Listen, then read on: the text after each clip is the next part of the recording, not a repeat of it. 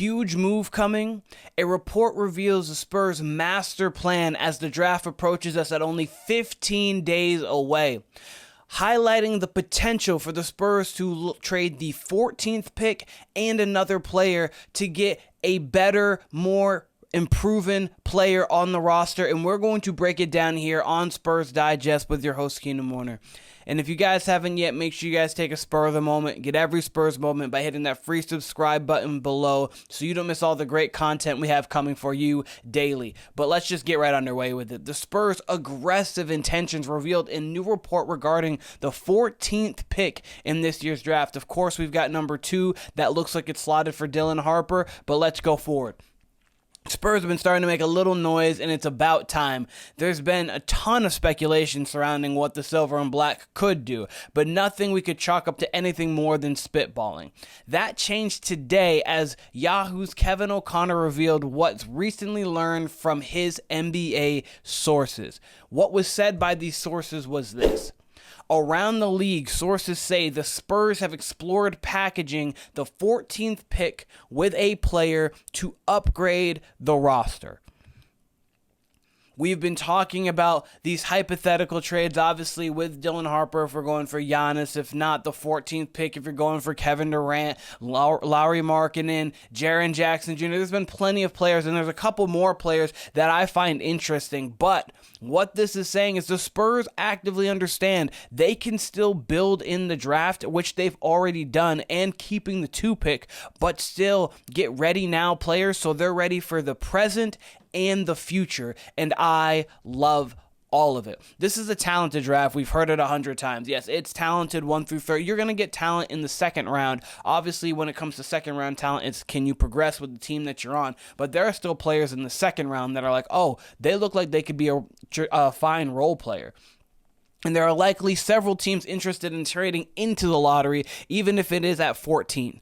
The San Antonio Spurs should be ready to compete. They have players good enough to do it, leading the charge, so the ancillary pieces must be up to task, of course. And that's really hard to ask a rookie at the 14th pick, say, hey, Carter Bryant, you're going to come in here and you're going to play 16 to 21 important minutes a game, and you need to be able to play playoff-ready basketball when you haven't even played a dribble in this league up until this point. That's really tough to do. The question is, who should Brian Wright make the deal with? You could add Liam McNeely, Thomas Sorber, Carter Bryant, or some other highly skilled young players with that pick. So you need to bring someone who is ready to come in and you can rely on to bring consistent value to the team. With the right trade, the Spurs will be ready to go. But the Spurs can skip the play-in phase of the playoffs.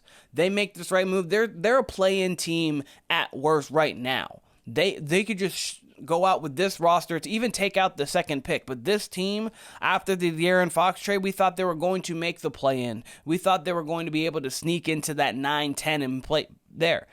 You add the second pick in the draft, you add players, you can get yourself to a point where you're even ahead of that schedule. But the San Antonio Spurs, thick of the playoff race this season. They have reached the 7th seed briefly before the wheels falling off. At that time, they only had a game or 2 behind the 6th seed, and analysts were stoked and shocked.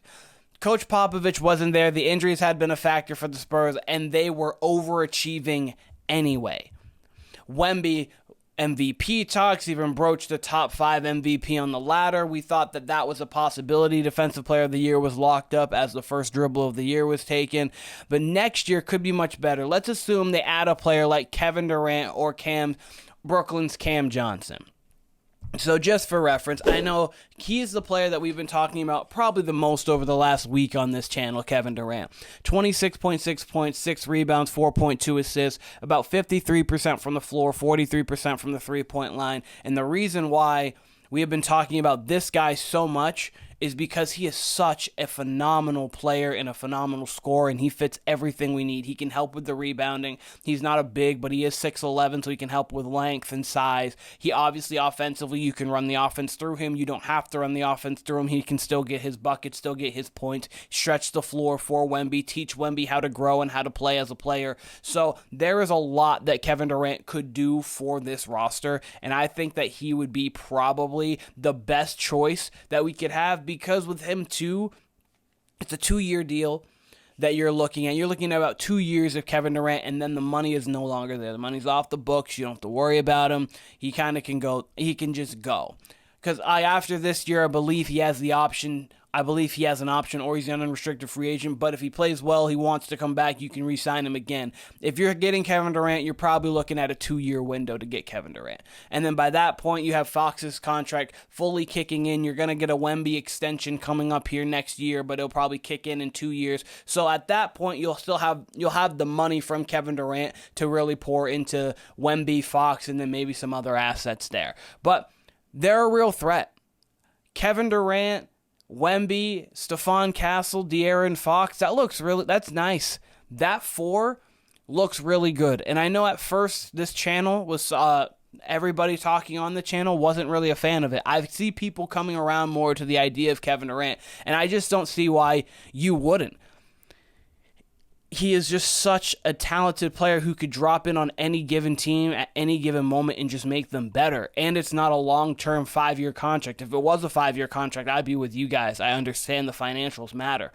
But with it just being, with him not being a financial burden, I think that that's a no-brainer. But if done right, they'll skip over a year spent fighting through the play-in tournament. That's what this year was for. The Silver and Black finished 34-48. Obviously, Wemby left. De'Aaron Fox left. Gregg Popovich left early in the season, so we didn't have a lot of our great pieces throughout the year. But the team was on pace for 41 wins before everything fell apart. Had Pop been there and no problem had arisen, they could have reached that record, and they would have been the 9th seed. Sacramento finished 40-42. I would pick the Spurs to beat the Kings right now if everything was healthy. Before any moves, that would have been a really fun one with Fox obviously being traded. That game at the 9-10 would have been fun. But Wemby's MVP caliber season, a full year of Mitch at the helm, him finally not being just thrown in. He gets an off season to prepare, to instill his full ways on the team, but also keeping the Gregg Popovich motto and bravado there. And the addition of Kevin Durant, the Spurs could get to 50 wins. You heard it here first. The Spurs absolutely could get to 50 wins. I have this pulled up here too, and I kind of want to talk about a couple pieces here. It's the ultimate NBA trade guide, 100 players split into 11 tiers who could be dealt during the 2025 offseason. This offseason might be one of the most crazy offseasons that we've had in the NBA. Obviously, Kevin Durant went to the Warriors in an offseason and things like that, but this just top to bottom, there's so much talent that could be moved this offseason, and this article is a great read, so if you haven't read it, so the link's going to be below. Read that article for some players, but I thought there's a few players that were interesting. One, Jaren Jackson Jr. we talked about.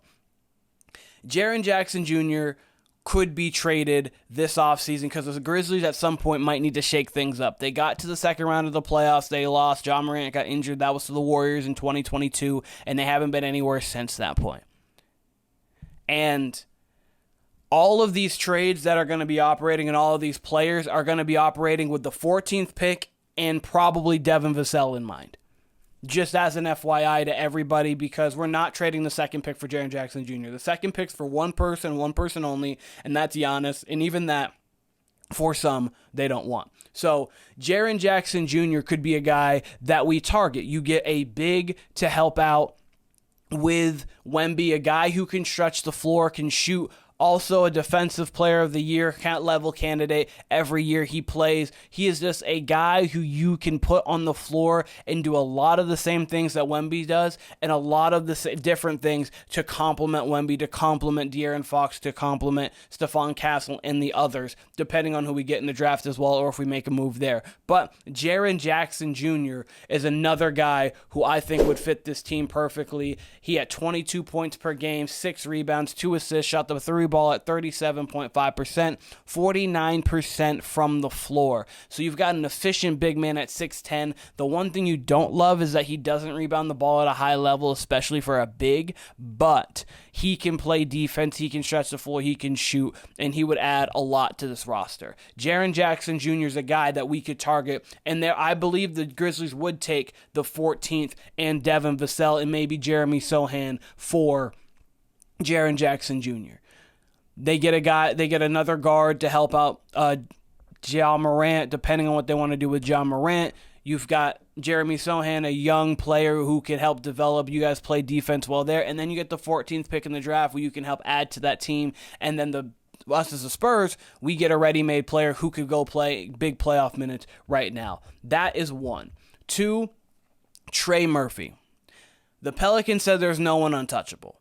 And if that's the case, Trey Murphy might be the best option we could get almost out of anybody, realistically, of course. 21 points, 5 rebounds, 3.5 assists. He can play high-level defense. He slides, he's long, he's athletic, he can stretch the floor, that 36.1% from 3. He took a lot of those, even more contested this year.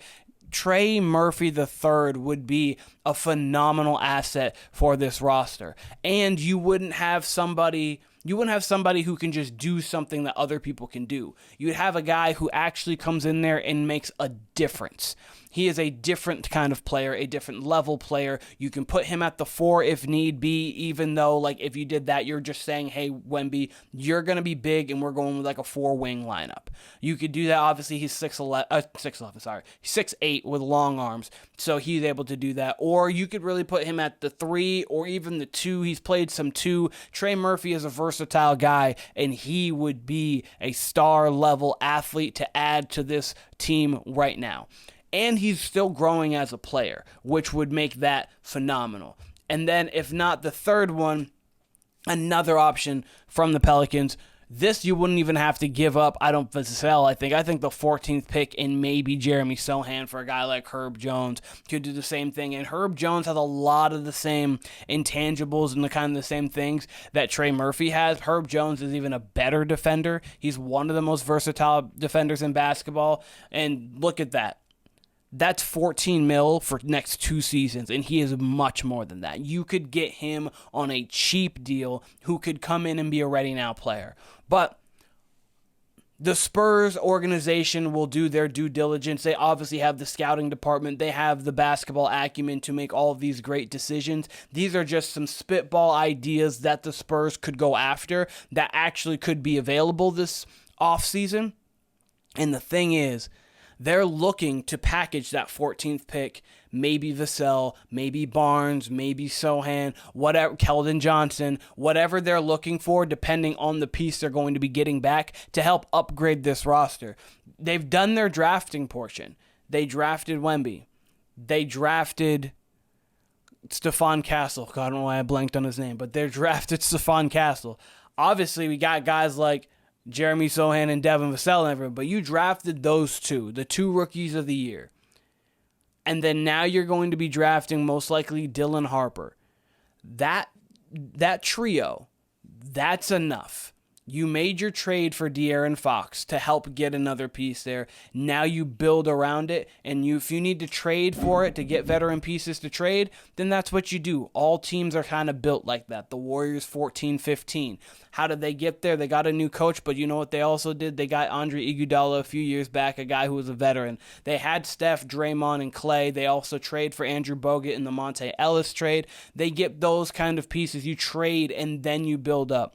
The last couple pieces on a lot of championship teams you have to trade for the most part, or you have to get. We even see it this year with the Thunder. The Thunder get Alex Caruso. They get Isaiah Hartenstein in the offseason. And now they're obviously 1-1 in the finals with the Pacers. The Pacers, on the other side, a few years back, they trade for Pascal Siakam. They trade for Tyrese Halliburton, even though he just feels like a Pacer. You go along that with Miles Turner. They draft well. Benedict Mathurin, players like that. You draft well, and then you trade for the last pieces. And we have the ability to do that. We have the assets to do that. And the Spurs are looking to do that because they know what they have in San Antonio with that guy starting and leading the whole way. But let me know in the comments what you would do. Would you trade the 14th in Vassell or 14th in whomever? And who would you like to go get? Because there's other players that weren't listed there that are there. Who would you like to go get? Or would you like to just keep the 14th pick and try to build that organically? Let me know in the comments. But this has been Spurs Digest with your host, Keenan Warner. I appreciate all of you guys, and I'll be seeing all of you guys again very soon.